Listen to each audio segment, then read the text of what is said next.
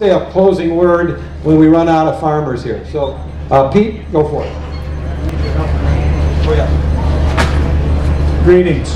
After 30 years of reporting on the dairy pricing, I have concluded it's a game of economic keep away. Keep away the money, keep the money away from the farmers. The dollars are in the marketplace. However, the farmer's share of the consumer dollars spent for cheese and fluid milk and butter, ice cream, yogurt has never been smaller. If lucky right now, the farmer's getting perhaps 20% of the retail dollar. Now, Mark has a first billboard up there. Ladies and gentlemen, friends, there is no U.S. dairy surplus. Every year, starting in 1996, the consumption of dairy products in the United States has exceeded the production. Again, there is no dairy surplus, hasn't been for the last dozen plus years. What there is too much of is imported dairy proteins coming into this country, oftentimes not safety tested from places from Haiti to China. We don't want these proteins in our food, primarily milk protein concentrates. Okay, next slide, sir.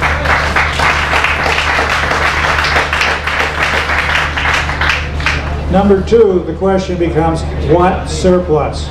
In the past, starting in January, cheese sales in the supermarkets have exploded as Americans change their lifestyles and their food habits, producing and consuming more cheese at home as they produce and eat more meals at home.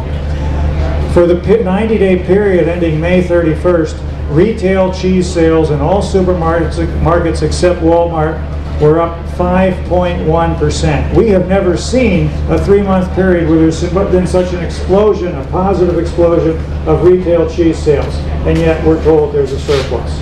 Now, finally, what there is a surplus of is crap, adulterated crap.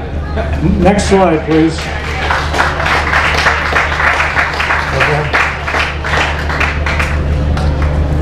Dairy Farmers of America, the nation's biggest dairy co-op, through its Borden Cheese subsidiary, produces this stuff, for lack of a 4-letter word.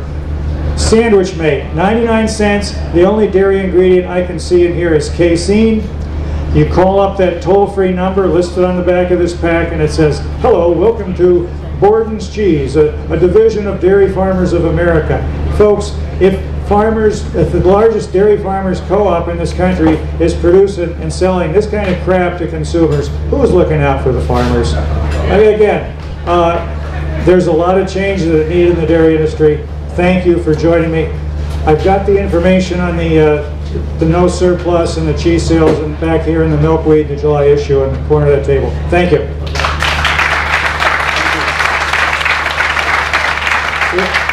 If you're a dairy producer, you should pick up a free copy of the milkweed, and if you read that, you'll probably want to subscribe. Joel? Joel? Hey, quit socializing. Come on, get up here. Yep. It's good to be here. Good to see everyone show up. This is my daughter Abigail. Every morning and night she asks she can go milk the cows with me, and I still have to tell her no, but you don't know how much I regret that because I sure could use a little help. But if any of you know my parents, don't tell them I said this yet again, but my parents' 29th wedding anniversary present was a farm foreclosure, and their 30th wedding anniversary present was a sheriff's auction on the Monroe County Courthouse steps. And it is unbelievably how hard that is to go through. And it doesn't have to happen. When you have production awards and Farmer of the Year awards hanging on the wall, somebody should not tell you that you are not good enough, that you cannot farm any longer. And you don't know how hard that is to go through, and it is the worst thing to put a family through. And the only problem with our milk prices today is we've let corporate America take control. You know, Kraft Foods dictates the value of cheese in the Chicago Mercantile Exchange, which sets the base price for milk, whether it should or not. There's a 96% correlation to that market and our milk price, and for every 1 cent that market drop makes them $10 million. When is it our turn to get paid? We cannot continue to produce the product for nothing. One day we have to be paid. We had the Secretary of Ag here, we had our governor here, we had Wisconsin's Secretary of Ag here. 20% of the state of Wisconsin is employed by the dairy industry. How can they not pay attention? Are they trying to ruin the state? I mean, I have feed consultants, nutritionists, vets, ag baggers, whitewashers all begging me to fix the milk prices.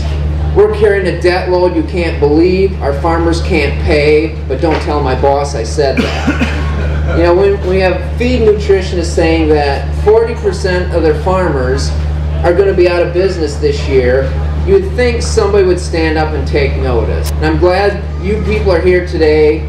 Let's make our voice heard today.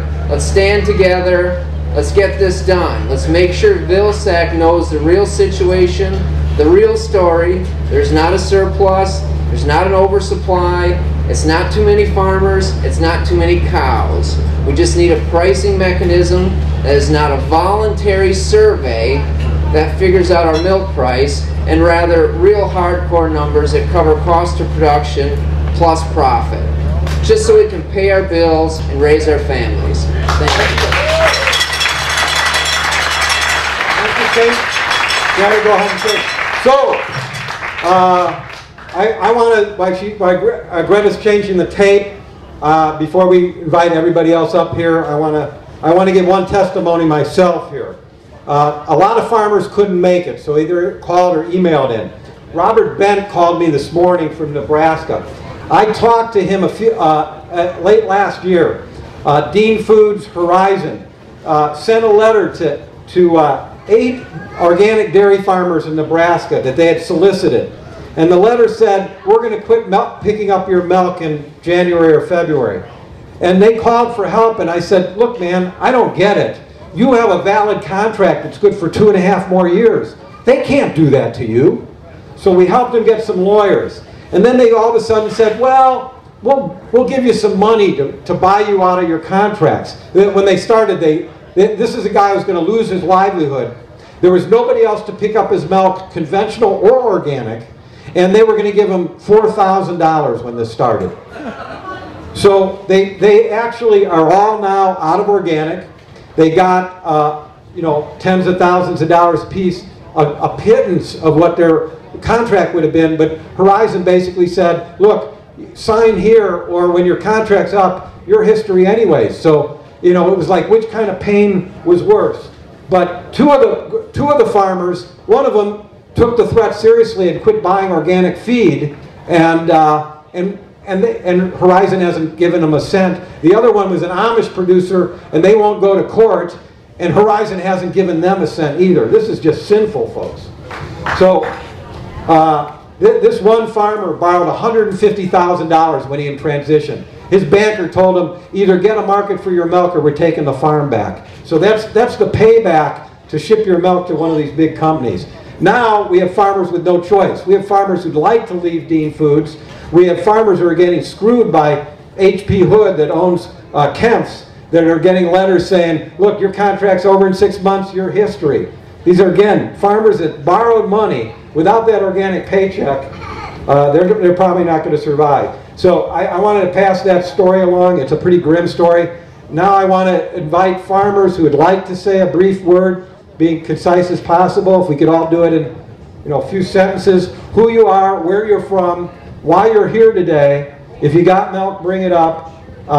If you have anything longer to say, then come back after we break up, and we'll tape that for Secretary Vilsack. So who'd like to come up? Don't be shy.